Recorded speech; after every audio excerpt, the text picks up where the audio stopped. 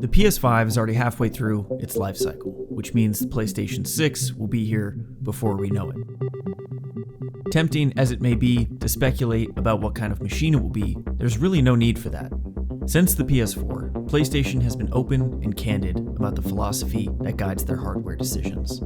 And by examining this philosophy, we can get a clear look at their vision for the future and the type of hardware it might produce. So instead of blindly speculating or listening for insider leaks, let's take Sony at their word. Let's explore what their approach is and what it means for the next generation of hardware. I'm going to stop at discussing this industry, but Sony is about to enter. I'm talking about this. Hey, plumber boy, mustache man, your worst nightmare has arrived. Remember, do not underestimate the power of PlayStation. Today, the future hits store shelves, and tonight, it's gone. Sony PlayStation 2. Sony's expected to make $500 million off of PlayStation 2 alone. I stood here since 9 o'clock last night. What did you do that for? Well, for the PlayStation 2, of course. PlayStation 3 launch. It marks a new era in gaming with lifelike graphics and motion sensing controls. Twice the power of its competitors. I know, right? We are here in line for the PlayStation 4! This is the foundation of our next generation platform. What is the actual ceiling of this thing? What is the potential? How far are we going to be able to push it? Who are you not to be great? PlayStation 5 marks the biggest generational transition our industry has yet seen. COVID's been blamed for a shortage of the new Sony PlayStation 5. Online bots are scooping up items like the PlayStation 5. Welcome to PlayStation 5.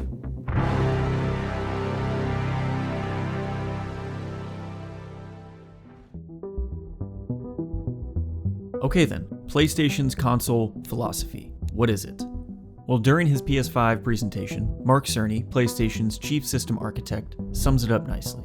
Take a listen. But at the core of our philosophy for designing consoles is that game players are here for the fantastic games. Which is to say that game creators matter.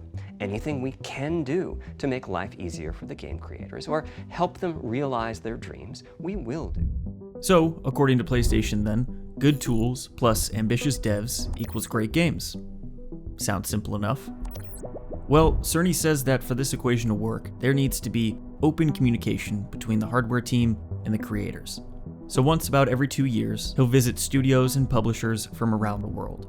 His goal is to understand how they feel about current hardware and what they'd like to see in future iterations.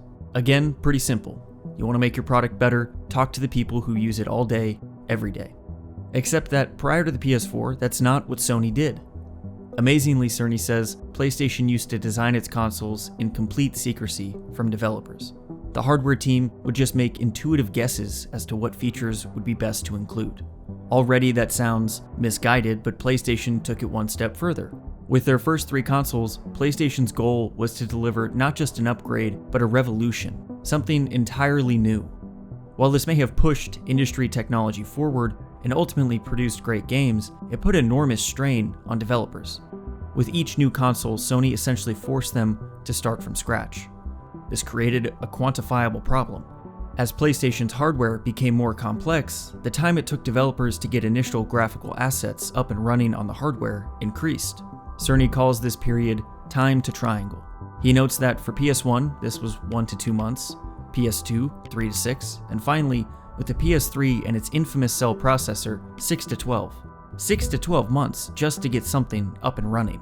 As bad as that might sound, reality was much worse. There was outright disdain from creators and publishers. Head of Valve, Gabe Newell, called it a, quote, waste of everybody's time, end quote. And in 2009, former Activision CEO Bobby Kotick said, quote, I'm getting concerned about Sony. If we are being realistic, we might have to stop supporting them, end quote. Now, Activision never did such a thing, but those aren't the words you want to hear from some of the world's most consequential game companies. Also, to Bobby's credit, PlayStation themselves weren't too concerned with being supportive. During the PS3's development, Cerny was tasked with exploring the capabilities of the forthcoming cell processor.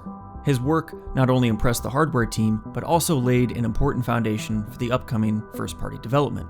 To PlayStation, things looked to be shaping up nicely. Their new machine was already showing great potential, plus their internal teams would have a head start. As backwards as it sounds today, they were glad that third-party developers would be at a disadvantage when it came to making games for the PS3. So, during the first few years of PlayStation 3's lifecycle, PlayStation was a deliberately complicated and unsupportive platform that was losing developer interest.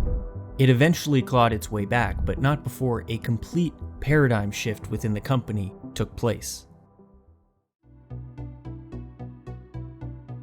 Sometime around 2008, Cerny set out on his studio tour, during which he listened closely to what creators wanted.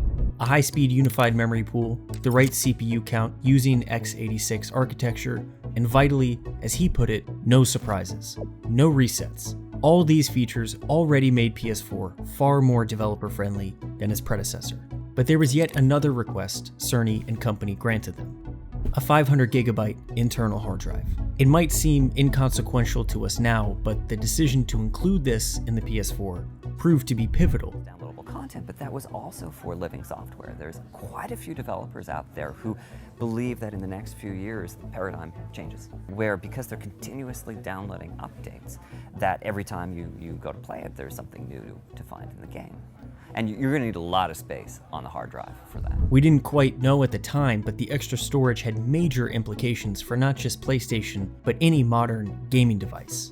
Game sizes were ballooning, often 3 to 5 times larger than the previous generation, and digital distribution was clearly on the rise. More importantly, the industry was on the cusp of embracing the live service model. Games as ongoing platforms, updated constantly with new maps, modes, cosmetics, and full expansions, all of which required substantial storage. And here's where PlayStation's philosophy becomes clearest. Support developers, and you support the bottom line. The hard drive was a convenience, sure, but it was also necessary infrastructure for a modern digital ecosystem, as were the other hardware decisions PlayStation made with the PS4. Collectively, they amounted to a machine that launched PlayStation into its most profitable era. With the advent of live service games came an explosion of digital transactions. And because Sony owns the digital storefront that processes these transactions, they take a 30% cut on all digital purchases. So by supporting developers of all kinds, Sony ensured a varied, lucrative ecosystem that kept players and their transactions on their platform. And that's exactly what's happened over the last 12 or so years. PlayStation's business is bigger than ever, and although precise financial figures regarding the proportion of digital revenue aren't readily available, it's clear that PlayStation's forward-thinking hardware decisions heading into the PS4 enable them to take advantage of the live service boom, which was PlayStation's ultimate goal with its developer-focused hardware philosophy. Sony clearly values creative developers, but what they value most is the kind of creativity that sustains a modern platform. The PS4 didn't just reset PlayStation's hardware philosophy, it marked the beginning of PlayStation as a perpetual, digitally focused platform, one designed to persist through generations, not by revolution, but steady refinement, just as the PS5 would go on to prove.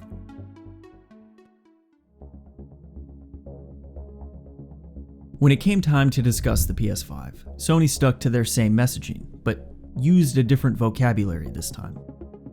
With the PS4, Mark Cerny spent most of his time focused on the how and why PlayStation changed, only briefly touching on technical details.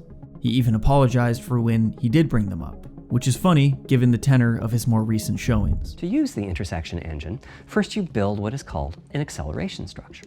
It's data in RAM that contains all of your geometry. There's a specific set of formats you can use. They're variations on the same BVH concept. So rather than solely restating the same mantra, Sony blends it in with technical breakdowns to show how their hardware choices serve their philosophy. This makes for a fascinating peek behind the curtain, but it creates a problem. Through the dense technical speak delivered by the measured and hypnotic Mark Cerny, we lose sight of the fact that PlayStation prioritizes stability above all else. That's why for the PS5 they opted for platform continuity using a system built around the same architecture as the PS4. This meant quick developer adoption and near seamless backwards compatibility, two things that kept their precious digital ecosystem intact and growing. However, it's a decision that also comes with concessions. Factoring in the previous generation's technology limited how much they could push the new console forward, but Sony knew customers needed a reason to buy their new machine, so they managed to fit meaningful improvements into the PS5. Cerny highlighted new features like ray tracing, 3D audio, and of course the SSD, which he described as a true game changer. But between the flashy numbers and the exciting promises, what Cerny was really describing was a set of tools. Tools that enabled faster, smoother, and prettier experiences, but crucially, didn't require them. It's a design compromise intended to avoid disruptive transitions. But giving developers options has its downsides. Without a clear baseline, next-gen leaps can feel inconsistent or delayed. Games released early in the generation may show modest improvement, while later ones shine as creators fully leverage the tools available. But this isn't a new trend exclusive to the PS5, nor is it accidental.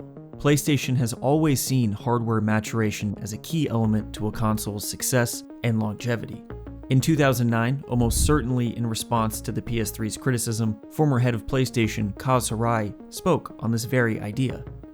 He argued for a long-term hardware approach and warned that hardware designed for immediate ease might leave little room for growth. He says they, quote, don't provide the easy-to-program for a console that they want. It's a learning process, and that it's hard to program for, but if you flip that around, it means the hardware has a lot more to offer, end quote.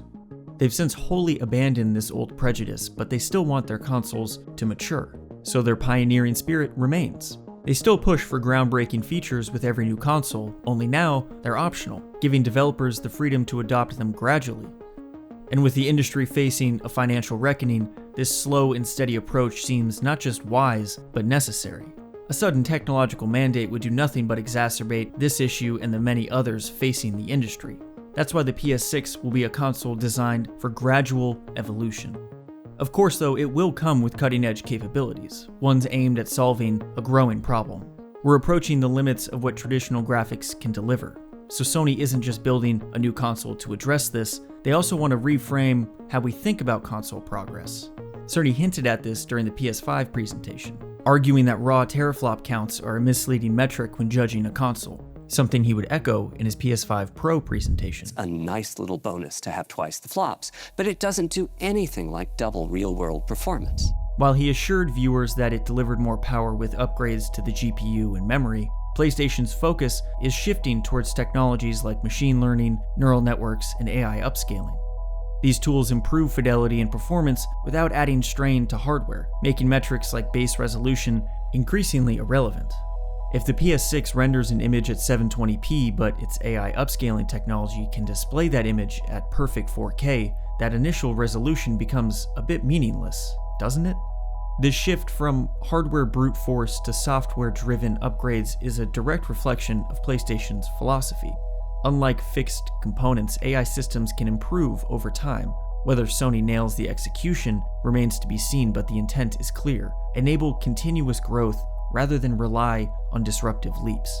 It's a mindset they've stuck to since the PS4, only now it's starting to change some fundamental elements of hardware generations. AI isn't new to video game hardware, but it is relatively new to consoles, meaning the PS6 will introduce these ideas to a much wider audience. However, PlayStation doesn't expect the average player to study these complicated technologies to appreciate their results. They only want to prime us for a new conversation, one that shifts away from resolution and numbers and toward what the player actually experiences.